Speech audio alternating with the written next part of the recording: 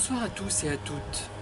Avant d'entamer le 13e point des 20 points que je compte développer, je vais brièvement vous parler d'un roman que je suis en train de lire de Ben Elton qui s'intitule Amitié mortelle. C'est un simple, si je puis dire, thriller, donc j'ai relativement peu d'estime pour ce genre de roman, dont je me suis sans doute lassé, mais il est amusant de constater qu'outre le psychopathe qui est décrit dans ce volume, il y a une femme policier qui est victime d'un petit ami pervers narcissique qui présente absolument toutes les caractéristiques de nos chers pervers, ceux dont nous parlons sans cesse. Mais bon, je ne vais pas épiloguer sur ce roman, très divertissant d'ailleurs, mais je vais plutôt m'appesantir sur le 13e point du fameux psychologue dont je vous ai parlé déjà dans 12 vidéos.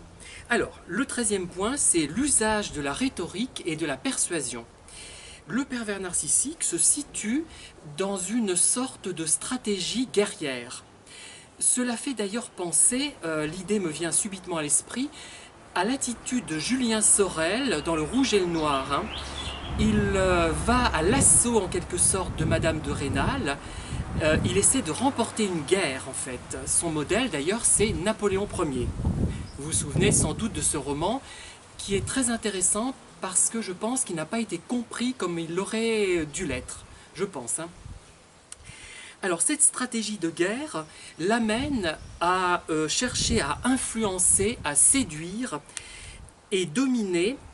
Et donc il met en place une véritable stratégie du discours. Hein. Il va orienter son discours, il va peaufiner son discours, il va organiser son discours de manière à essayer finalement de vaincre sa victime. Il faut vaincre les résistances de l'autre plutôt que de dialoguer. Ce n'est pas un échange véritable, même si le pervers narcissique a l'air de vous écouter. Il vous écoute, certes, mais il ne vous écoute pas pour essayer de comprendre ce que vous voulez dire, ou plus exactement, il essaie de comprendre ce que vous voulez dire, bien évidemment, puisqu'il en a tout intérêt, mais même s'il comprend ce que vous voulez exprimer, il fera en sorte, si ça l'arrange, de feindre de ne pas avoir compris. Voilà, il comprend très bien en fait, hein. Mais en fonction de l'objectif qu'il poursuit, c'est-à-dire de vous vaincre, il va feindre de ne pas comprendre, ou de comprendre si c'est sa stratégie d'aller dans votre sens. Donc il refuse toute négociation, tout compromis, du moins à un certain stade de la relation, peut-être pas tout à fait au début quand il cherche à vous séduire. Il refuse que l'autre, en fait, désire vivre et désire s'exprimer. Voilà, c'est la négation de ce qu'est l'autre. L'autre n'existe pas, l'autre n'est que le prolongement du pervers narcissique. C'est en quelque sorte une prothèse, comme je le disais, enfin une prothèse, oui, un peu, un prolongement.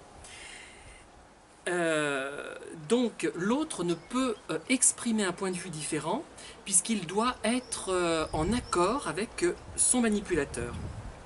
Et donc les personnes qui ont des points de vue personnels bien affirmés, les personnes qui sont créatives, déplaisent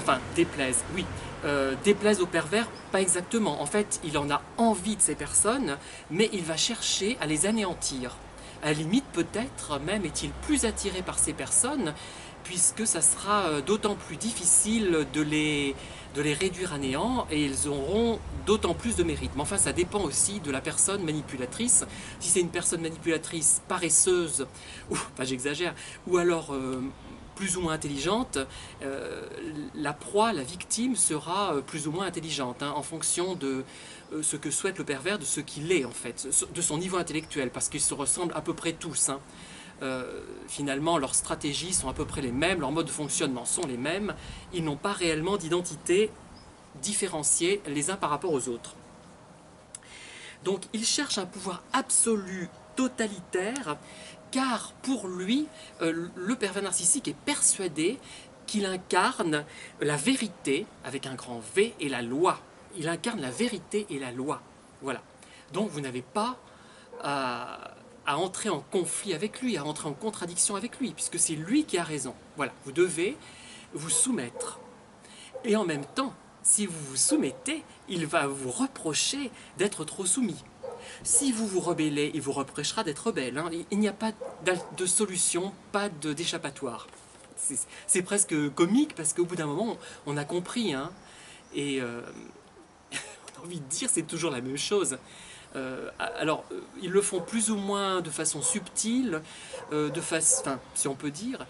Il y a quand même une différence parfois de niveau intellectuel, hein, d'études qu'il a faites ou pas, de logique.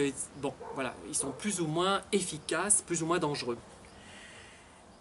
En fait, le pervers narcissique vous écoute, il s'efforce de comprendre ce que vous voulez dire, et en général il le comprend, mais il va utiliser ce qu'il a compris de façon à vous anéantir et à vous dominer. Enfin, vous anéantir, c'est même pas ça. Le but, c'est de vous soumettre. Voilà. De faire en sorte que vous soyez dans sa mouvance, dans sa pensée, sachant qu'en même temps, ça ne lui plaira pas, puisqu'il vous reprochera d'être trop soumis. C'est vraiment une double contrainte systématiquement, le pervers narcissique. C'est la double contrainte en permanence.